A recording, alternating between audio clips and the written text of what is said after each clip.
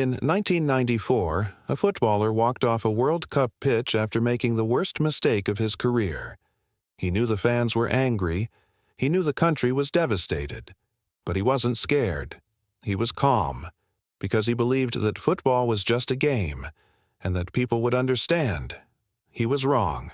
10 days later, Andrés Escobar was shot 6 times in a car park, and the gunman shouted "Goal" after every single shot. This is the story of football's darkest night, and it starts with a country that loved football so much. It became deadly. To understand why this happened, you need to understand Colombia in 1994. This was a country on the edge. The murder rate in Medellín, Andrés Escobar's hometown, was 380 per 100,000 people. Drug cartels controlled entire neighborhoods. Pablo Escobar, the most dangerous drug lord in history, had only been killed 6 months earlier. And football? Football was the one thing that could stop all of that, even for 90 minutes.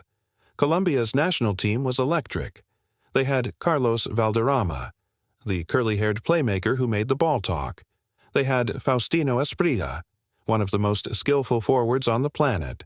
And they had Andrés Escobar, the quiet, disciplined captain who his teammates called El Caballero del Fútbol, the gentleman of football.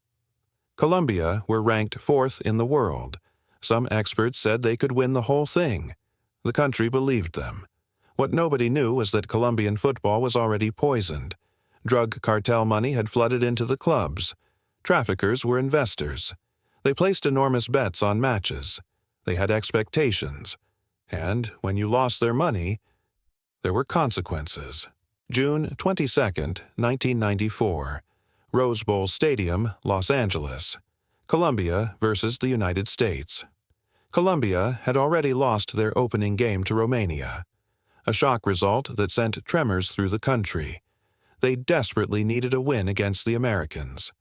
Then, in the 35th minute, everything changed. A cross came in from the left.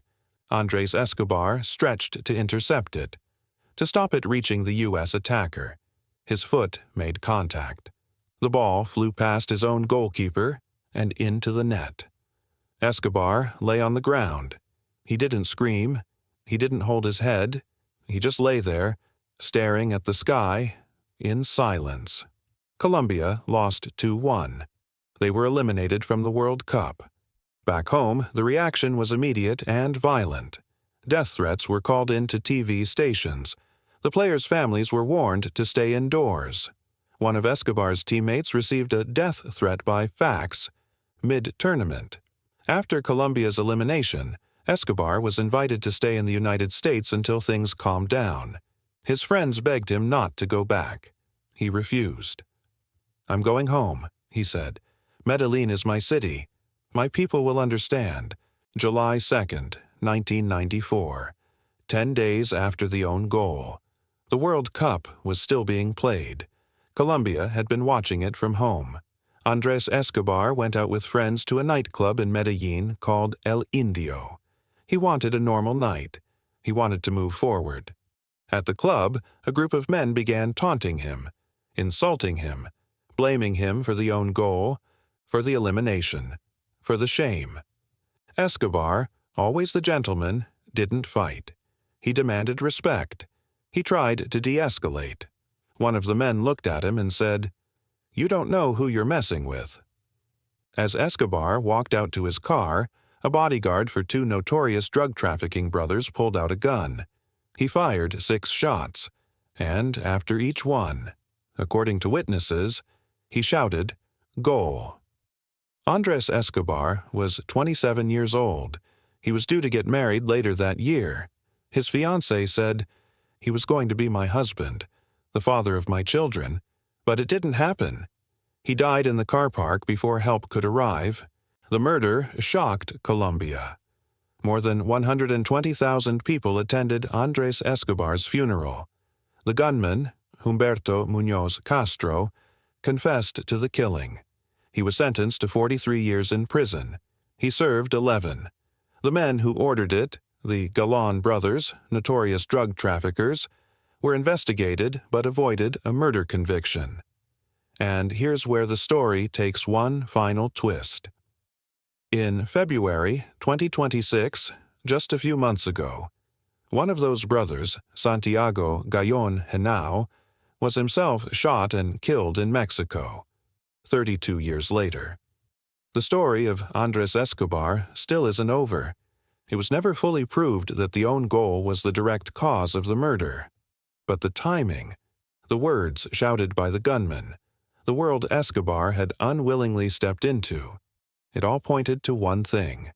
In Colombian football in 1994, a mistake on a football pitch could cost you everything.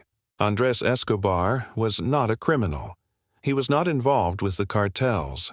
He was a footballer who played the game with dignity, was loved by his teammates, and chose to come home when everyone told him not to. He died because of the world football existed in, not because of who he was. In Medellín today, you can still find murals of him on the walls. They call him El Caballero, the gentleman. He deserved better than the game gave him. If this story gave you chills, you already know what to do. Hit that like button. It takes 1 second, and it helps more people find stories like this one. And if you want the darkest, most untold stories in football history every single week, subscribe to The Lost Trophy. We dig up the stories that football forgot to tell you. We're also on Instagram and TikTok. Search The Lost Trophy.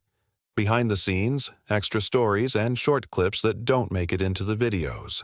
Go give us a follow. I'll see you in the next one.